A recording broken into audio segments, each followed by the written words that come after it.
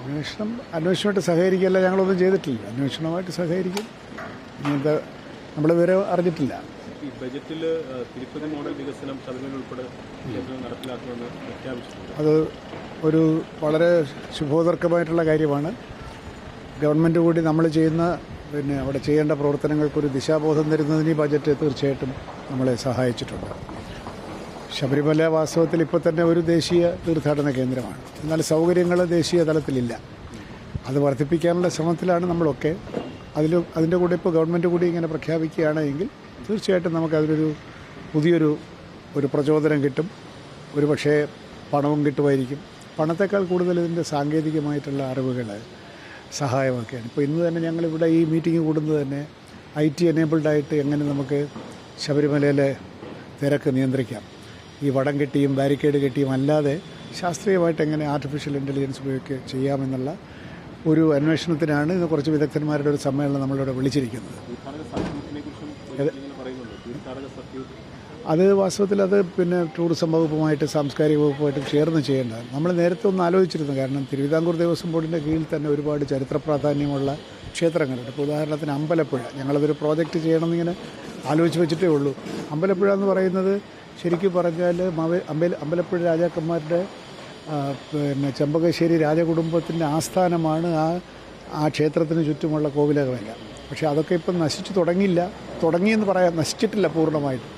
അതൊക്കെ വളരെ ഒരു ഹെറിറ്റേജ് വാല്യൂ ഉള്ളതാണ്.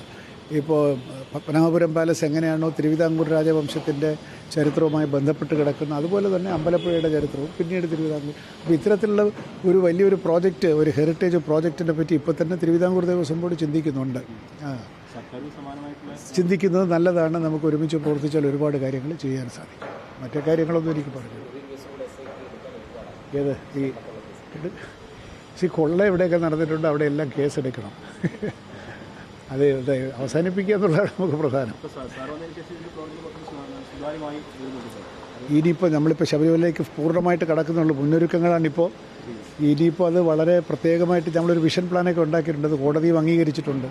അതിനകത്ത് ഗാർബേജ് ക്ലീനിങ്ങിൻ്റെ കാര്യമായാലും ശരി, എല്ലാ കാര്യത്തിലും ഒരു പുതിയ സമീപനമാണ് നമ്മൾ ഉദ്ദേശിക്കുന്നത്. സാധാരണ പരമ്പരാഗതമായിട്ട് അവിടെ ചെയ്തുകൊണ്ടിരിക്കുന്ന ചില രീതികളുണ്ട്. ആ രീതികൾ മാറണം. ആ രീതികളാണ് പലപ്പോഴും വേണ്ടാത്ത വാർത്തകൾ വരുന്നത്, അഴിമതിക്ക് ഇടം കൊടുക്കുന്നത്. വലിയൊരു ഡിജിറ്റൈസേഷൻ പ്രോഗ്രാമിന് ഞങ്ങൾ ആരംഭിച്ചിട്ടുണ്ട്. ശബരിമലയിലെ എല്ലാ പണമിടപാടുകളും വഴിപാട് ഇടപാടുകളും എല്ലാം ഡിജിറ്റൽ പ്ലാറ്റ്ഫോമിലൂടെ നടക്കൂ. റൂം ബുക്കിംഗ് ഡിജിറ്റൽ പ്ലാറ്റ്ഫോമിലൂടെ നടക്കൂ. ദർ ഈസ് നോ ഓൾട്ടർനേറ്റീവ് എന്നുള്ള നിലയ്ക്ക് അത്ര കർക്കശമായിട്ട് ചെയ്തെങ്കിൽ മാത്രമേ ശബരിമലയിൽ ഒരു സുതാര്യത കൊണ്ടുവരാൻ സാധിക്കൂ. പ്രധാനമായിട്ട് ശബരിമലയിൽ സുതാര്യതയും ഈ ക്ലീനിങ്ങും തന്നെയാണ് ഏറ്റവും പ്രധാന രണ്ട് കാര്യം. ഈ വർഷം ശബരിമലയിൽ തീർത്ഥാടനത്തിൽ ഈ ഡിജിറ്റൈസേഷൻ്റെ ഇഫക്റ്റ് ഉണ്ടാകും. ഈ സീസൺ കാരണം ഒരു സീസൺ വിട്ടുപോയ പിന്നെ ഒരു വർഷമാണല്ലോ കൈവിട്ട് പോകുന്നത്. അതുകൊണ്ട് ഈ വർഷം തന്നെ പൂർണ്ണമായില്ലെങ്കിൽ പോലും പൂർണ്ണമാവണം എന്നാണ് ഞാൻ പറഞ്ഞിരിക്കുന്നത്. എല്ലാ ഓപ്പറേഷനിലും ഈ ടെക്നിക്കൽ ആളുകൾ പറയുന്നത് നമ്മുടെ ആവശ്യങ്ങൾ ക്രോഡീകരിക്കലാണ് ഏറ്റവും പ്രധാനം. അല്ലാതെ സോഫ്റ്റ്വെയർ ഉണ്ടാക്കൽ വളരെ എളുപ്പമാണെന്നാണ്. ഇപ്പോൾ അതിൻ്റെ ചർച്ചകൾ നടന്നുകൊണ്ടിരിക്കുകയാണ്.